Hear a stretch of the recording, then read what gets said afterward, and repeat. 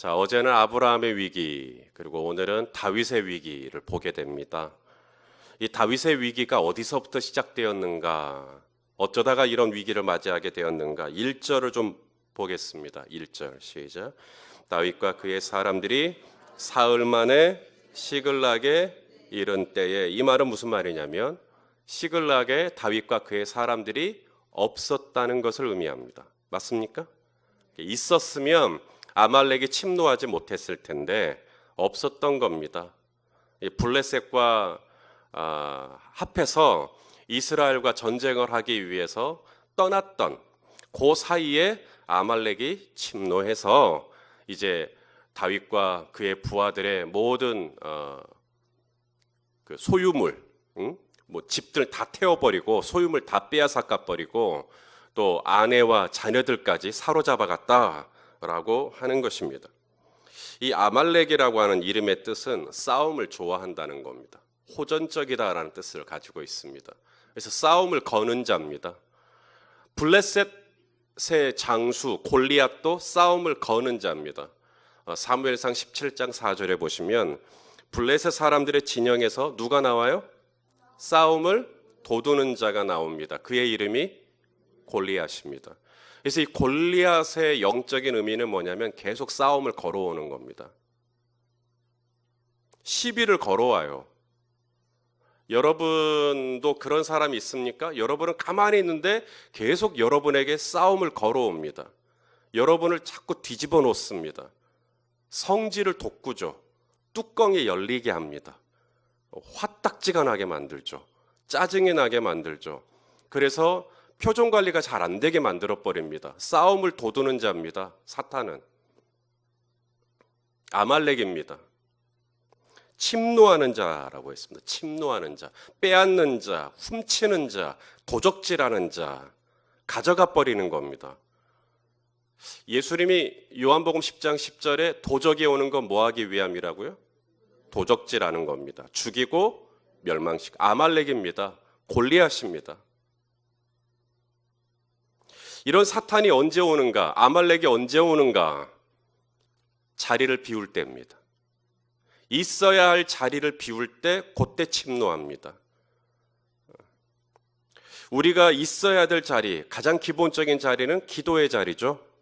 동의하시면 아멘 해주십시오. 근데 있어야 할 자리에 없는 겁니다. 말씀을 보아야 하는 자리, 묵상해야 하는 자리, 큐티하는 자리에 없는 겁니다. 예배하는 자리 없는 거예요. 성도들 간에 교제하는 자리에 없는 겁니다. 있어야 될 자리에, 주님의 몸된 교회를 섬기는 자리에 없는 겁니다. 자리에 없어요. 자리에 없으니까 들어옵니다. 다윗이 언약궤를 모시려고 할 때 새 수레에다가 이렇게 언약궤를 태우고 소가 끌게 했습니다. 소는 한 번도 짐을 끌어본 적이 없는 소죠. 순결한 소입니다. 그런데 이 소가 갑자기 날뛰죠. 그래서 언약궤가 넘어지려고 합니다. 소가 갑자기 날뛴 이유는 새 수레가 어색해서가 아닙니다. 새 수레에 태운 언약궤가 무거워서도 아닙니다. 소가 갑자기 날뛴 이유는 딱 하나입니다. 레위인이 있어야 될 자리에 없었기 때문입니다. 레위인이 있어야 될 자리는 뭡니까? 언약궤를 어깨에다가 매는 겁니다. 하나님의 모세에게 주신 율법입니다. 그게 질서예요. 하나님의 방법입니다. 원칙입니다. 그런데 그것을 하지 않고 다윗은 수레를 만들어 가지고 거기에다가 하나님의 언약궤를 태웠죠. 하나님의 방법이 아니었기 때문에 하나님이 소로 하여금 뛰게 만든 겁니다. 하나님은 누구와 함께 하시는가? 레위인이 어깨에다가 매는 겁니다. 레위인이 있어야 될 자리에 있는 거예요. 번거롭죠. 어깨에다가 매는 것. 그래도 그것이 하나님의 방법입니다. 우리가 오해하는 것 중에 하나가 자녀가 뭘 먹으려고 그러면 먹이는 걸 조심합니다. 당연히 먹이는 거 조심해야죠. 그래서 뭘 먹느냐 참 관심 많습니다. 야, 그런 거 찌찌야. 그거 먹지 마. 야, 그거 불량식품이야. 그거 먹지 마. 당연히 그렇게 해야 됩니다. 그런데 예수님이 그런 말씀을 하셨습니다. 입으로 들어가는 것이 사람을 더럽게 하는 게 아니다. 우리는 입으로 들어가는 것에 굉장히 주의하는데 주님은 입으로 들어가는 건 사람 더럽게 하는 거 아니다. 그럼 뭐가 중요한가? 이 속. 어찌하든지 이 속이 비어져 있는 상태가 더 위험합니다. 자주 뭔가를 먹긴 먹어야 돼요. 속이 비어져 있는 상태를 굉장히 경계합니다. 마태복음 12장 43절, 44절 읽어보겠습니다. 시작. 더러운 귀신이 사람에게서 나갔을 때 물 없는 곳으로 다니며 쉬기를 구하되 쉴 곳을 얻지 못하고 이에 이르되 내가 나온 내 집으로 돌아가리라 하고 다시 와서 보니까 그 집이 비고 청소되고 수리되었어요. 마귀가 어디를 좋아할까요? 우리는 그렇게 생각해요. 마귀는 더럽고 추악하고 악한 냄새가 풍기고 추잡하고 그런 것을 좋아할 거라고 생각합니다. 여러분, 마귀도 취향이라는 게 있어요. 마귀를 무시하지 마세요. 마귀도요, 청소되고 수리된 것 좋아합니다. 깨끗한 것 좋아합니다. 그런데 그보다 더 앞서서 중요한 대목이 하나 있죠. 뭐죠? 비어 있는 겁니다. 이게 위험합니다. 다윗이 없네? 없네? 그 사람이 없네, 여기에 오늘? 비어 있는 겁니다. 마귀가 더 좋아하는 것이 있어요. 청소하는 것, 수리되는 것, 깨끗한 것, 향내 나는 것 더 좋아하는 건 아예 비어 있는 겁니다. 그 사람이 없어요, 거기에. 기도하는 자리에 갔는데 그 사람이 오늘 안 나왔네요. 예배하는 자리에도 없고 말씀의 자리에도 없고 교제의 자리에도 없습니다. 다윗의 위기는 어디서 왔는가? 없어요, 그 자리에. 거기서부터 시작된 겁니다. 현대적인 천재적인 피아니스트 루빈스타인이 했던 말이라고 합니다. 이분이 그 연습벌레예요. 천재인데 신호등에 걸려 있으면 그 소리가 나지 않는 건반을 무릎 위에 태우고 그 사이에 또 건반 연습을 합니다. 그러니까 그런 모습을 보았던 한 제자가 아니 선생님 이렇게까지 연습을 하셔야 됩니까? 그랬더니 루빈스타인이 이런 말을 했다 그래요. 하루를 연습하지 않으면 내가 알고 이틀을 연습하지 않으면 비평가가 알고 3일을 연습하지 않으면 청중들이 안다네. 자, 질문입니다. 얼마 동안 자리를 비우면 아말렉이 알까요? 얼마 동안 내가 있어야 될 자리에 있지 않으면 마귀가 알까요? 거기서부터 위기가 시작된 겁니다. 침노하는 자가 딱 틈탑니다. 너희 부부는 기도할 기회 외에는 분방을 허락하지 않아요. 왜냐하면 성경은 뭐라고 말합니까? 남편과 아내가 분방, 나누어져 있으면 그 틈에 마귀가 들어온다는 거예요. 자리가 비어져 있는 겁니다. 틈이 벌어져 있는 거죠. 다윗에게 찾아온 구체적인 위기들을 좀 보겠습니다. 크게 세 가지입니다. 첫째는 가정입니다. 가정의 위기가 왔어요. 자, 3절을 보니까 아내와 자녀들이 사로잡혀 있습니다. 자, 우리 3절만 볼래요? 시작. 다윗과 그의 사람들이 성읍에 이르러 본즉 성읍이 불타버렸고 자기들의 아내와 자녀들이 사로잡혔는지라. 아내의 아내도 아내의 자녀들도 다 사로잡혔습니다. 그래도 감사한 것은 사로잡혔지 죽지는 않았어요. 시체가 있었던 건 아닙니다. 방금 다윗과 그의 부하들은 전쟁터에서 살아 돌아왔어요. 그 무시무시한 전쟁터에서 살아 돌아왔을 때 나름대로 어떤 생각들을 했을 거예요. 기대들을 했을 거예요.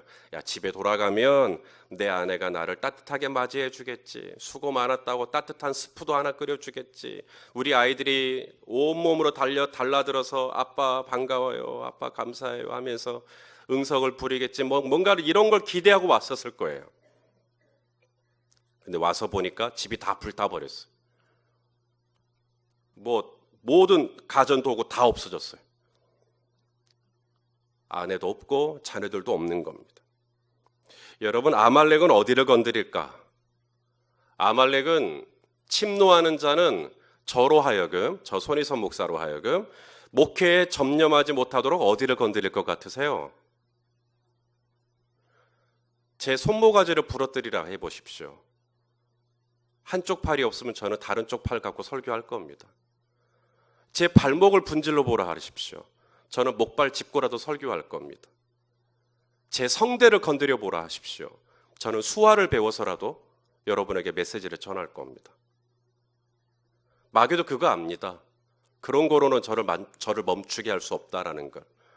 저로 하여금 이 교회 안에 제가 마땅히 있어야 될 이 자리를 지키지 못하게 하기 위해서 아말렉이 건드리는 건 태고 이래 한 번도 변한 적 없습니다. 가정을 건드립니다. 저와 아내와의 관계, 저와 자녀들과의 관계 건드립니다. 수많은 부부가 지금도 저희 교회 앞까지는 잘 왔다가 갑자기 여기서 싸웁니다. 그리고는 돌아가 버립니다. 집사님, 지난주에 안 보이시대요? 목사님, 안 참아야 되는데 거기서 성질이 올라와 갖고 또 그렇게 정직하게 말씀해 주셔서 감사합니다. 예. 가정을 건드립니다. 아말렉이 다윗에게 준 위기 두 번째, 이제 공동체입니다. 가정을 건드리고요, 공동체를 건드립니다. 6절 보겠습니다. 6절. 자, 시작. 백성들이 자녀들 때문에 마음이 슬퍼서 다윗을 돌로 치자. 다윗의 공동체가 어떻게 시작되었던가? 다윗이 사람들에게 일일이 연락하고 규합하고 모집하고 그래서 공동체가 되었던가? 다윗은 그런 거 안 했습니다. 그냥 사람들이 다윗에게 몰렸어요. 사무엘상 22장 2절에 환난당한 모든 자, 빚진 모든 자, 마음이 원통한 자가 다 그에게로 모였다. 그래서 다윗이 그들의 리더가 되고 400명 정도가 공동체를 이루기 시작했습니다. 다윗이 모이라고 한 게 아니라 저들이 스스로 모인 겁니다. 저들이 원해서 모인 겁니다. 다윗이 리더가 되겠다라는 게 아니죠. 저들이 다윗을 우두머리로 리더로 삼았습니다. 다윗은 자기가 리더가 됐기 때문에 책임감을 느꼈습니다. 그래서 함께 있는 사람들이 어려움을 겪지 않도록 하기 위해서 블레셋 땅까지 지금 온 겁니다. 다윗 한 사람 살려고 한 게 아니라 자기와 함께 있는 이 사람들을 살리려고 블레셋 땅까지 와서 그렇게 지금 지내고 있는 겁니다.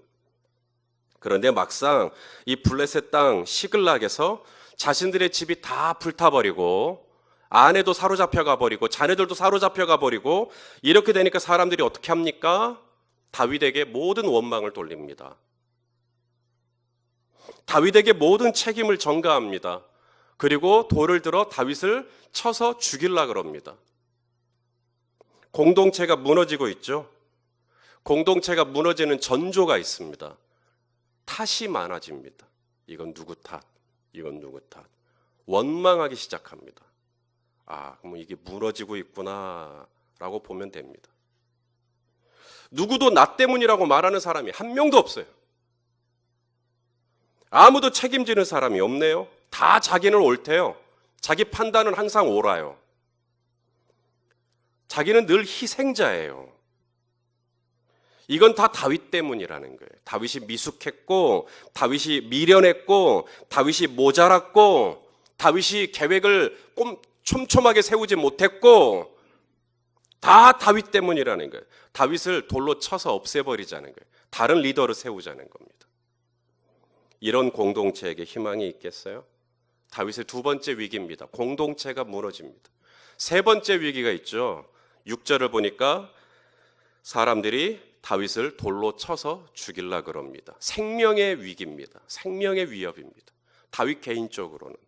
아니, 누군가가 손에 돌을 들고 던지려고 그러면 얼마나 위협을 느끼겠어요. 자, 이런 위기 속에서 다윗의 감정은 어땠을까요?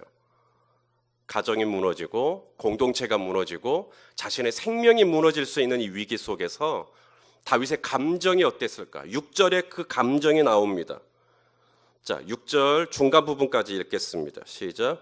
백성들이 자네들 때문에 마음이 슬퍼서 다윗을 돌로 치자 하니 다윗이 크게 다급하였다. 다윗도 우리와 성정이 같습니다. 이런 위기 속에서 다윗은 다급함을 느낍니다. 다급함. 크게 다급했다. 이 다급했다, 히브리어로 야짜르라고 하는 단어인데 이게 두 가지입니다. 공간적인 개념으로 야짜르라는 단어가 들어가면 좁다라는 이야기입니다. 좁다. 이게 지금 좁아지고 있는 거예요, 지금. 그 다음에 이게 시간적인 개념으로 야자르가 들어가게 되면 시간이 별로 없다, 촉박하다라는 뜻이 들어갑니다. 지금 시간이 없어요. 자녀들과 아내들이 사로잡혀 갔다라는 걸 파악했어요, 지금 다. 그러면 빨리 쫓아가야죠. 추격해야죠. 도로 찾아와야죠. 시간이 없습니다. 야자르입니다. 크게 다급하였어요. 누군가가 저에게 돌을 들어서 확 이랬으면, 돌을 던지려고 그랬으면 저도 응 이럴 거예요. 이게 야자르입니다. 야자르. 이게 확 좁아지는 겁니다. 위축되는 거죠. 위축. 소심해지는 겁니다. 겁이 나는 겁니다. 야자르입니다. 동시에 아직 내 아내와 자녀들이 살아 있으니까 빨리빨리 얼른 가서 찾아와야지. 데려와야지. 야자르입니다. 시간이 없어요. 이럴 때도 야자르를 씁니다. 자, 이런 다급해진 다윗을 누가 도울 수 있을까요? 아내와 자녀들을 어떻게 되찾을 수 있을까요? 와해 직전인 공동체를 어떻게 다시 세울 수 있을까요? 생명의 위협을 받는 이 상황에서 어떻게 구원을 받을 수 있을까요? 자, 6절은 다급했다라고 끝나지 않고 그 다음에 놀라운 말씀으로 6절이 마무리됩니다. 자, 이제 6절을 통으로 다 같이 읽습니다. 시작. 백성들이 자녀들 때문에 마음이 슬퍼서 다윗을 돌로 치자 하니 다윗이 크게 다급하였으나, 중요한 게 뭐예요? 그의 하나님 여호와를 힘입고 용기를 얻게 됩니다. 할렐루야. 아내는 잃었어요. 근데 용기를 잃지 않아요. 자녀를 잃었어요. 근데 용기를 잃지 않아요. 공동체를 잃을 위기에 있습니다. 근데 용기는 잃지 않아요. 자신의 생명을 잃을 위기에 있습니다. 근데 용기는 잃지 않아요. 여러분, 용기 잃지 않게 되기를 바랍니다. 근데 용기를 잃지 않을 수 있는 방법은 여러분의 하나님 여호와를 힘입는 겁니다. 하나님을 힘입어 살고, 하나님을 힘입어 기도하고, 하나님을 힘입어 움직이게 되는 거예요. 존재하게 되는 겁니다.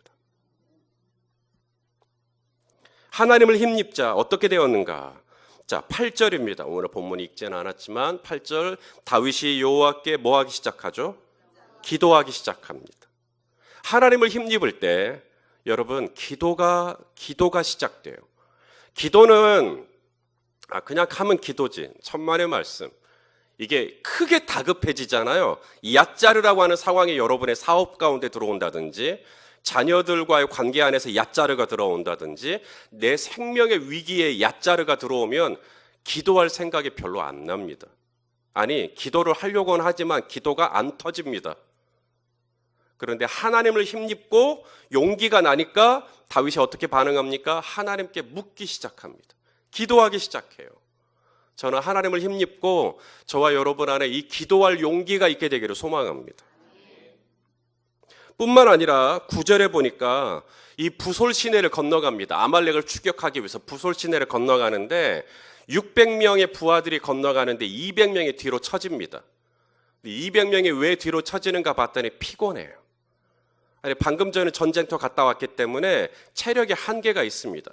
나이가 연로하신 분이었든지 아니면 몸에 어떤 연약함이 있었던 분이라든지, 자우지간 이런 분들은 아말렉을 추격하긴 해야겠어요. 자기 아내와 자녀들도 없으니까. 그런데 부솔 시내를 건너는 와중에 너무 피곤해갖고 뒤로 처집니다.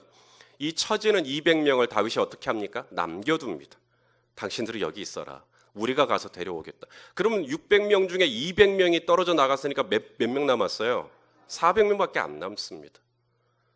아말렉이 얼마나 많을 줄 알고 400명으로 아말렉 상대하겠다고. 그런데 다윗이 이 부분에 있어서도 용기를 얻을 수 있었던 이유가 뭘까요? 하나님의 승인이 떨어졌기 때문입니다. 자, 우리가 읽지는 않았습니다만은 8절 말씀, 우리 성경을 가지고 있는 분들 8절을 보시면 다윗이 여호와께 묻자와 이르되 내가 이 군대를 추격하면 따라잡겠나이까 하니 여호와께서 그에게 대답하시되 그를 쫓아가라. 네가 반드시 따라잡고, 하나님의 승인이 났으니까 200명이 없어도 다윗이 연연하지 않아요. 왜냐하면 하나님의 승인이 떨어지면 된다라는 걸 안 겁니다. 이게 하나님을 힘입는 사람의 특징입니다. 하나님을 힘입으면 누가 나한테 있냐, 누가 나한테 떠났냐에 연연하지 않습니다. 하나님을 힘입기 시작할 때 사람들의 숫자에 민감하지 않아요. 사람들을 하나님께 힘입기 시작할 때 우리는 세상과 나는 간 곳 없고 구속한 주만 바라보게 됩니다. 더 나아가 11절에 보니까 소년 한 명을 만납니다. 애굽 출신의 소년 한 명. 이는 아말렉 사람의 종이었어요. 아말렉 사람이 그를 부리다가 그가 병들었다라는 걸 알고 그를 버려버립니다. 마치 건전지가 소모를 다하면 버리듯이 이 소년을 버렸어요. 이 버려진 소년, 길에 쓰러져 있는 소년을 다윗의 부하들이 발견하고 그에게 물을 먹이고 그를 보호해 줍니다. 지금 빨리 추격해도 시간이 모자랄 마당에 한 사람을 케어해 줍니다. 바로 이 소년이 다윗을 인도해 줘요. 아말렉 군대가 어디 있는지를 아니까. 아말렉 군대의 동선을 아는 겁니다. 그래서 어디로 갔는지를 다 가르쳐 줍니다. 그래서 다윗이 아말렉을 추격하게 되고 아내와 자녀들을 다 되살려 오게 되죠. 성도 여러분, 정리하겠습니다. 하나님을 힘입기를 바랍니다. 그래야 살아요. 하나님을 힘입어야 다급할 때 용기를 냅니다. 하나님을 힘입지 않으면 우리는 계속 다급해집니다. 오늘 이 예배 가운데 나오실 때 어쩌면 다급한 마음으로 나오셨을지 모르겠어요. 야짜르, 가정 안에서 사업하면서 혹은 재정적으로 이 야짜르가 있는 겁니다. 너무 다급해요. 지금 마음이 지금 여유가 없어요. 좁아져 있는 겁니다. 기도하는 것은 하나님께서 우리 성도님들에게 힘 주시기를 원합니다. 오늘 찬양하다가 말씀 듣다가 또 기도하다가 하나님의 음성을 듣는 거죠. 추격하거라, 따라가거라, 네가 도로 찾을 것이다. 네가 잃었던 거 다시 다 회복시켜 줄 거다. 하나님의 음성을 들으면 우리 안에 용기가 다시 일어납니다. 하나님을 힘입어 살 때 우리 안에 여유가 일어나요. 여유가 일어나서 병들어 쓰러져 있는 애굽 소년을 케어하기 시작합니다. 주변에서는 저 사람 지금 저렇게 늦장 부릴 여유 없을 텐데, 그런데 하나님의 사람은 합니다. 지금 건축해야 되는데 왜 딴 걸 하지? 지금 사업해야 되는데 왜 딴 걸 하지? 우리는 딴 것도 할 수 있어요. 왜냐하면 쓰러져 있는 애굽 소년을 케어하는 것은 하나님의 뜻이기 때문에. 그리고 그렇게 했더니 이 소년이 놀랍게 하나님의 도구가 되어 나를 앞길로 인도해 줍니다. 어디로 가야 될지, 어떻게 가야 될지 그걸 인도해 줘요. 하나님은 내가 인도함이 필요하다는 걸 압니다. 그래서 하나님은 사람을 만나게 하시고 그 사람을 통해서 나의 앞길을 인도할 수 있도록, 지도해 줄 수 있도록 하나님께서 그렇게 간섭해 주실 수 있는 분임을 믿습니다.